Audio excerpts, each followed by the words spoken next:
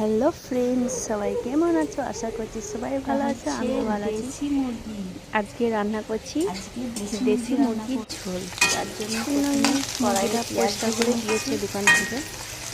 তো এইবার চিকেনটা ভালো করে ধুয়ে নিয়ে এসে রেখেছি, আর কড়াইয়ের মধ্যে এটা পেঁয়াজ ভাজি করছি। মশলাটা দিয়ে দিলাম, তো পেঁয়াজ ভাজাটা আদা হয়ে গিয়ে রসুন লঙ্কা জিরে আদা রসুন জিরে সব বাটা দিয়ে দিচ্ছি। কাঁচা লঙ্কা সমস্ত এবার বাটা দিয়ে দিলাম। এবার দিয়ে দেবো শুকনো মশলাগুলো দিয়ে দিলাম। মশলাগুলো এবার এটাকে ভালো করে দিয়ে কষে দিয়েছি। নেব। শুকনো মশলাগুলো, হলুদ গুঁড়ো, জিরে গুঁড়ো, গোলমরিচের গুঁড়োটা বেশি করে দিয়েছি, যেহেতু সব ঘরে ঠান্ডা জ্বর, সেই জন্য গোলমরিচের গুঁড়োটা বেশি করে দিয়েছি। মোবাইলটা ভালো করে নুন ধরতে দিয়ে পারছি। দিয়েছি। দিয়ে ভালো করে মশলাটা কষে চিকেনগুলো দিয়ে দিলাম।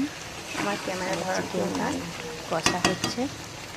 নিজে নিজে এক হাতে ধরতে হয়। চিকেনটা ভালো করে কষে নিয়ে তারপরে পানি দিলাম। আবার একটা আলু দেওয়া করা এখন চিকেনটা কষা হচ্ছে, একটা আলু দেওয়া করা খাবে বিনা ছিঁড়া। তো আবার একটা চিকেন কষতে কষতে আবার একটা আলু দিয়েছি। তো এটা হচ্ছে আলু খাবে দেশি বলে মুরগি। সেই জন্য একটাই আলু দিয়েছি, চিকেন একটা আলু দিয়ে ভাগ করে দিয়েছি। মুরগ না, মুরগ আলুটা মুরগি ছিল না, আর ছিল আলু খাবে, সেই জন্য আঁচলাই আজকে দিয়েছি খাবে আলুটা। দেশি মুরগি ঝোল। কারণ কারণ ভালো করে আমার বরে কষা হচ্ছে, ঠান্ডা লেগেছে, মাংসটা কষা ঠান্ডা হলে লেগেছে, সেই জন্য দেশি মুরগির ঝোল খাবে। আলু দিচ্ছি।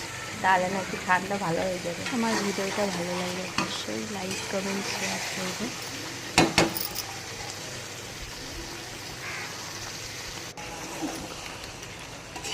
কষা হয়ে গেছে, আর চিকেনটা দিয়ে ভালো করে কষে যাচ্ছি। এবার কষা হয়ে গেছে, পানি দিয়ে দেবো। পানি দিয়ে দিলাম।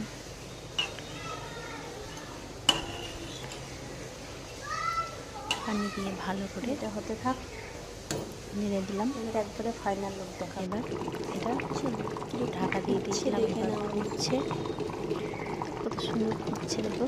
এখানে একটি ডিম ডিম সেদ্ধ, সেদ্ধ এই হচ্ছে। ডিমটা যাবে এই চিকেনে। ও ডিমটা সেদ্ধ করে নিয়েছি, চিকেনে দেবো, আর তার একটু জন্য। হবে, দিয়ে নামিয়ে নেবো। তো আমার রান্না আমার কমপ্লিট। Chicken ready.